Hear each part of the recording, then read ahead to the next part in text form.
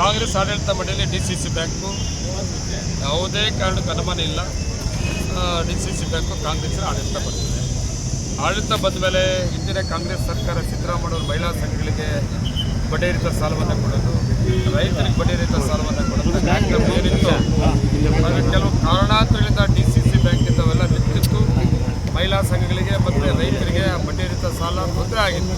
ಆ ಸ್ಕೀಮ್ಸ್ ಏನು ಕೊಡದೆ ಸ್ಟಾಪ್ ಆಗಿತ್ತು. ಮತ್ತೆ ಪ್ರಾರಂಭ ಮಾಡೋಂಥ ದಿನಗಳು ತುಂಬ ಹತ್ತಿರ ಬಂದಿದೆ. ಇವತ್ತು ರಿಸಲ್ಟ್ ಒಳ್ಳೆ ರಿಸಲ್ಟ್ ಬರ್ತದೆ. ಕಾಂಗ್ರೆಸ್ ಪರವಾಗಿ ಬರ್ತದೆ, ಇವತ್ತು ಸರ್ಕಾರದ ಪರವಾಗಿ ಬರ್ತದೆ. ಮತ್ತು ಮಹಿಳಾ ಸಂಘಗಳು ಮತ್ತು ರೈತರಿಗೆ ಅನುಕೂಲ ಆಗುವಂಥ ಆಡಳಿತ ಕೊಡುತ್ತೆ. ಇರೋರೆಲ್ಲ ಕಾಂಗ್ರೆಸ್ ಅವರಲ್ಲ ಸರ್, ಅಲ್ಲ ಕಾಂಗ್ರೆಸ್ನಲ್ಲಿ ಈಗ ಸ್ಪರ್ಧಿಗಳೆಲ್ಲ ಕಾಂಗ್ರೆಸ್ನವರು. ಕಾಂಗ್ರೆಸ್ ಅಂದರೆ ಕಾಂಗ್ರೆಸ್ಗೆ ಸ್ಪರ್ಧೆ ಇಲ್ಲ. ನಮ್ಮಲ್ಲಿ ಯಾವುದೂ ಗುಂಪುಗಳಿಲ್ಲ, ನಮ್ಮದು ಒಂದೇ ಗುಂಪು. ಈಗ ಕಾಂಗ್ರೆಸ್ಸಿನ 6 ಜನ ಕೂಡ ಇನಾಮಿನೇಷನ್ ಆಗಿದ್ದಾರೆ. 6 ಜನ ಕೂಡ ಆಗಿದ್ದಾರೆ. ರೂಪಮ್ಮನವ್ರು ಕಾಂಗ್ರೆಸ್ ಅಲ್ವಾ? ಬಣ್ಣ ನಮ್ಮಲ್ಲಿ ಇಲ್ಲಪ್ಪ, ಅದ್ರಲ್ಲಿ ನೀವೇ ಕಟ್ಕೊತೀರಿ. ನಮ್ಮಲ್ಲಿ ಬಣ್ಣ ಇಲ್ಲ. ಕಾಂಗ್ರೆಸ್ ಫೈನಲ್ಲು ಇಲ್ಲಪ್ಪ. ಗೋವಿಂದಗೌಡರು ಕಾಂಗ್ರೆಸ್ ಅಲ್ಲ, ಕಾಂಗ್ರೆಸ್ ಅಲ್ಲ ಅವರು. ಶ್ರೀನಿವಾಸ್ ಹೇಳಿದ್ದಾರೆ, ಅವರು ಪಕ್ಕ ಕಾಂಗ್ರೆಸ್ ತೀರ್ಮಾನದ ಅಭ್ಯರ್ಥಿ. ಇವರು ಗೋವಿಂದಗೌಡರು ಕಾಂಗ್ರೆಸ್ ತೀರ್ಮಾನ ಅಭ್ಯರ್ಥಿ ಅಲ್ಲ.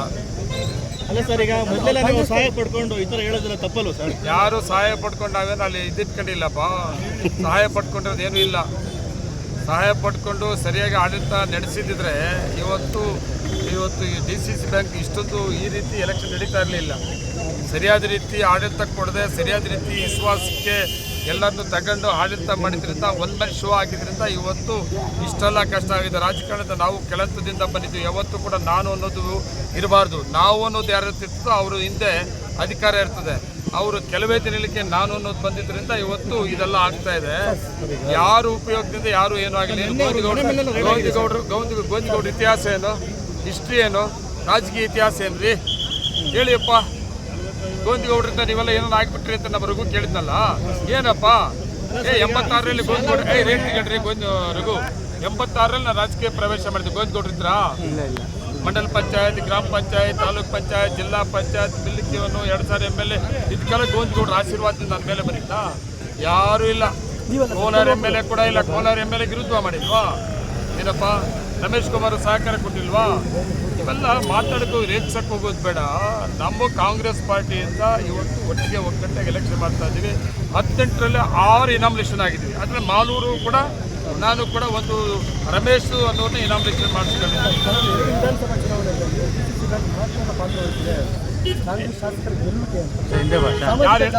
ಯಾರು ಹೇಳಿದ ಮಾತು? ಯಾರು ಹೇಳೋ ಮಾತಿದು? ಯಾರು ಹೇಳೋ ಮಾತಿದು? ನಾವು ಗೆದ್ದಿರೋ MLA ಹೇಳಿದ್ವಾ? ಸೋತಿರೋರು ಹೇಳಿದಾರ? ಇಲ್ಲಪ್ಪ, ನಮ್ಗೇನು ಆ ಥರ ಏನಾಗಿಲ್ಲ. ನೋಡಿ, ನಾವು ಹೆಮ್ಮೆಯಿಂದ ನಮ್ಮ ಹಿಂದಿನ ಕಾಂಗ್ರೆಸ್ ಸರ್ಕಾರ ಮುಖ್ಯಮಂತ್ರಿ ಸಿದ್ದರಾಮಯ್ಯವರು ಮಹಿಳಾ ಸಂಘಗಳಿಗೆ ಬಡ್ಡಿರಹಿತ ಸಾಲ 5 ಲಕ್ಷವರೆಗೂ ಮತ್ತು ಬಡ್ಡಿರಹಿತ ಸಾಲ 3 ಲಕ್ಷವರೆಗೂ ರೈತರಿಗೆ ಖುಷಿಯಾಗಿ ಹೇಳ್ಕೊಂಡು ಹೋಗ್ತಾ ಇದ್ವಿ. ಕೊಡ್ತಾ ಇದ್ವಿ DCC ಬ್ಯಾಂಕ್. ಕೊಟ್ಟಾದ ಮೇಲೆ ಕೆಲವೆಲ್ಲ ತುಂಬ ಹಗರಣಗಳಾಗಿದೆ. ಅದನ್ನು ತನಿಖೆ ಆಗ್ತಿರೋವಂಥದ್ದಲ್ಲಿ ನಾನೇನೋ ಮಾತಾಡೋಕ್ಕೆ ಹೋಗೋದಿಲ್ಲ. ನನಗೆ ನನ್ನ ಮಾಲೂರು ತಾಲೂಕಿಗೆ ನಾನೇ ನಂಬೇಕಾ ಬಿಡಬೇಕಾ ಅಂತಿದ್ದೆ.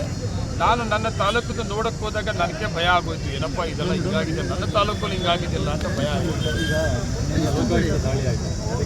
ನೋಡಿ, ಲೋಕಾಯುಕ್ತ ದಾಳಿ ಮತ್ತು ED ದಾಳಿ ಬಗ್ಗೆ ನಾನು ಮಾತಾಡ್ಕೊಳ್ತಿಲ್ಲ. ಯಾಕಂದರೆ ಅವರು ಕೆಲಸ ಏನೋ ಒಂದು ಕಂಪ್ಲೇಂಟ್ ಹೋಗಿರ್ಬೋದು, ಅವರು ಕೆಲಸ ಅವರು ಮಾಡ್ತಾ ಇರ್ಬೋದು. ಏನೇನಿದ್ರೆ ಅದು ಕಾನೂನು ರೀತಿ ಏನಾಗಬೇಕಾಗ್ತದೆ, ಏನೂ ಇಲ್ಲ ಆದರೂ ಆಗ್ತದೆ. ನಾನು 11 ಕೋಟಿ ನಷ್ಟ ಆಯ್ತಪ್ಪ ಈಗೆಲ್ಲ ಹೇಳ್ತೀರಾ. ED ನನ್ನ ಮೇಲೆ ಯಾವ ಟೈಮಲ್ಲಿ ಬಂತು? ED ಯಾವ ಟೈಮಲ್ಲಿ ಅದಕ್ಕೊಂದು ಬಣ್ಣ ಕಟ್ಬಿಡ್ಲಾ? ಬಂದಿದ್ದ ತಪ್ಪು ಅಲ್ಲ. ಆಯ್ತಪ್ಪ, ಈ ಲೋಕಾಯುಕ್ತ ಬಂದವ್ರೆ, ಲೋಕಾಯುಕ್ತ ಬಂದು ಅವ್ರ ಕೆಲಸ ಅವ್ರು ಮಾಡ್ತಾರೆ. ಏನೂ ಇಲ್ಲ ಅಂದರೆ ಏನೂ ಇಲ್ಲ ಅಂತಾರೆ. ಏನೇ ಇದ್ರೆ ಕಾನೂನು ರೀತಿ ಏನು ಮಾಡಬೇಕು ಮಾಡ್ಕೊಡ್ತಾರೆ. ಈಗ 11 ಕೋಟಿ ರೂಪಾಯಿ ನಷ್ಟ ಆಗಿದೆ ಅಂತ ಲೋಕಾಯುಕ್ತ ರಿಪೋರ್ಟ್ ಮಾಡಿದ್ದಾರೆ ಸರ್. ಈಗ ಆಗಿದೆ, ಅದು ಕಾನೂನು ಪ್ರಕಾರ ಏನಾಗಬೇಕು ಆಗ್ಬೋದು. ನಾನು ಅದ್ರ ಬಗ್ಗೆ ಏನು ಮಾತಾಡೋದು. ಗೋವಿಂದಗೌಡರನ್ನ ಬಂಧನ ಮಾಡೋಕೆ ಏನಾದ್ರು ಒತ್ತಾಯ ಮಾಡ್ತೀರಿ? ಯಾರೂ ಇಲ್ಲಪ್ಪ, ನಾವು ಯಾರು ಕೂಡ ಆ ಮೂಡಲಿಲ್ಲ. ಸರ್ಕಾರ ಇದೆ ಅಂತ ಇದನ್ನ ನಾವು ದುರುಪಯೋಗ ಮಾಡೋಕ್ಕಾಗ್ತದ? ನಮ್ಮ ಮಾತು ಸರ್ಕಾರ ಮಾತು ಕೇಳ್ತಾರೇನು? ಲೋಕಾಯುಕ್ತ ಹೆಂಗೆ ಲೋಕಾಯುಕ್ತ ED ಮಾಡ್ತಾರ್ರಿ? ಇವಾಗ ED ನನ್ನ ಮೇಲೆ ಬಂತು, ನನ್ನ ಮೇಲೆ ಕೂಡ ಕೇಂದ್ರ ಸರ್ಕಾರ ಕಳಿಸ್ಬಿಟ್ರು ಅಂತ ಹೇಳೋಕ್ಕಾಗ್ತದ? ಅವ್ರಿಗೆ ಒಂದು ಕಂಪ್ಲೇಂಟ್ ಹೋಗಿರ್ತದೆ, ಅದನ್ನೇ ಹೇಳ್ಕೊಳ್ಳಿ ಗೊತ್ತಾರೆ. ಆ ಥರ ಏನು ಇಲ್ಲಿ ನನ್ನ ಒಂದು DCC ಬ್ಯಾಂಕು ಲೋಕಾಯುಕ್ತ ದಾಳಿ ಮೇಲೆ ಆ ಥರ ಯಾರು ಬಣ್ಣ ಕಟ್ಟೋದು ಬೇಡ, ಆ ಥರ ಏನು ಇಲ್ಲ. ಸರ್ ನಿಮ್ಮೆಲ್ಲ ಹೇಳಿದಾಗೂ ಈಗ ಡಿ ಕೆ ಶಿವಕುಮಾರ್ ಸಾಧಿಯಾಗಿ ತುಂಬ ಜನ ನಾಯಕರು ರಾಜಕೀಯ ಪ್ರೇರಿತ ದಾಳಿ ಅಂತಲೇ ಹೇಳಿದ್ರು ಅವಾಗ. ಹೌದು, ಹೇಳಿದ್ರು, ಒಪ್ಕೋತೀನಿ ನಾನು.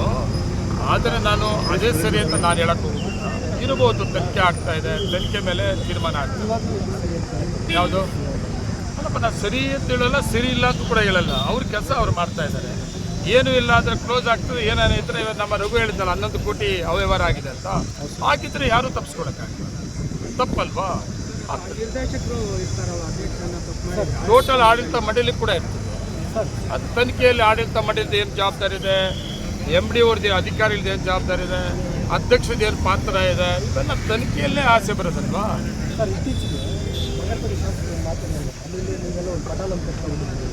ನಮ್ಮದು ಪಟಾಲಂ ಅಲ್ಲ, ಕಾಂಗ್ರೆಸ್ ಪಾರ್ಟಿ ಸಿದ್ಧಾಂತ, ಕಾಂಗ್ರೆಸ್ ಪಾರ್ಟಿ ಕಾರ್ಯಕರ್ತರು ಕಾಂಗ್ರೆಸ್ ಪಕ್ಷವನ್ನು ಕಟ್ಟುವಂಥವ್ರು.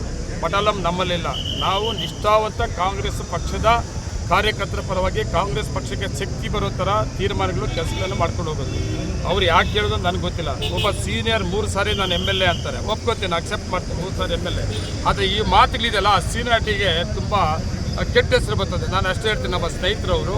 ಆದರೆ ಇದು ಮಾತಾಡೋದ್ರಿಂದ ನಮ್ಮ ಲೀಡರ್ಶಿಪ್ಗೆ ಎಲ್ಲೋ ಒಂದು ಕಡೆ ಧಕ್ಕೆ ಬರ್ತದೆ.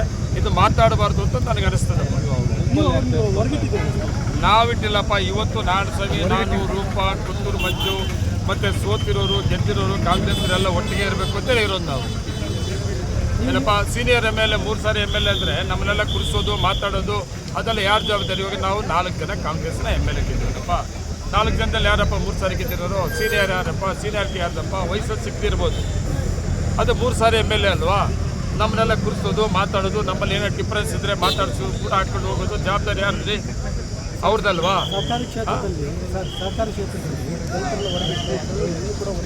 ಆಯಿತು, ಓಕೆ, ಒಳ್ಳೆ ಪ್ರಶ್ನೆ ಕೇಳಿದ್ರಪ್ಪ. ಈಗ ಕೋಲಾರ ಕ್ಷೇತ್ರದಲ್ಲಿ ಗೋವಿಂದರಾಜು ಯಾವ ಕ್ಯಾಸ್ಟಪ್ಪ? DCC ಬ್ಯಾಂಕ್ ಡೈರೆಕ್ಟರ್ ಆಗಿದ್ದವ್ರು ಯಾರು? ಯಾವ ಕ್ಯಾಸ್ಟ್ ಹೇಳಿ ನೀವೇ? ಯಾವ ಕ್ಯಾಸ್ಟ್? SC ಇಲ್ವಾ? ಯಾಕೆ SCಗೆ ತಪ್ಪಿ ಬೇರೆಯವ್ರಿಗೆ ಕೊಟ್ಟಿರಿ ಸೀಟು? ಒಕ್ಕಲಿಗರಿಗೆ ಯಾಕೆ ಕೊಡ್ಕೊಡ್ದು? ಇಲ್ಲ SCಗೆ ಯಾಕೆ ಕೊಡ್ಕೊಡ್ದು? ಅದ್ಯಾರೋ ಪಾಪ ಒಬ್ಬರು ಕಾರ್ಯಕರ್ತರು ಕೊಟ್ಟಿದ್ದೀರಿ ನೀವು, ಅದು ಸರಿನಾ? ಯಾರು SCಗೆ ಮೋಸ ಮಾಡಿರೋರು? ನಾವು ಯಾರಾದರೂ SCಗಳಿಗೆ STಗಳಿಗೆ ಯಾರ್ಕಾನ ಕೊಟ್ಟು ಇವತ್ತು ಯಾರ್ಕಾನ ಅವ್ರಿಗೆ ಮೋಸ ಮಾಡಿದ್ವಾ? ನಾವು ಮಾಡಿಲ್ಲಪ್ಪ. DCC ಬ್ಯಾಂಕ್ ಪ್ರೆಸೆಂಟ್ ಡೈರೆಕ್ಟರ್ ಅಲ್ವಾ ಗೋವಿಂದರಾಜ್? SC ಯಾಕೆ ನೀವು ಅವ್ರಿಗೆ ಕೊಟ್ಟಿಲ್ಲ? ಒಂದು ಯೋಚನೆ ಮಾಡಿ ಮಾತಾಡಬೇಕಾಗ್ತದೆ. ಮನಸ್ಸು ಬಂದಾಗೆಲ್ಲ ಮಾತಾಡ್ತಾ ಇದ್ರೆ ನಮ್ಮ ಹಿಂದೆ ಏನೋ ಇರ್ತದೆ, ನೋಡ್ತಾ ಇರ್ತಾರೆ, ನಮ್ಮ ಬಗ್ಗೆ ಮಾತಾಡೋಕ್ಕೆ ಹೋಗ್ಬಿಡ್ತಾರೆ. Thank you.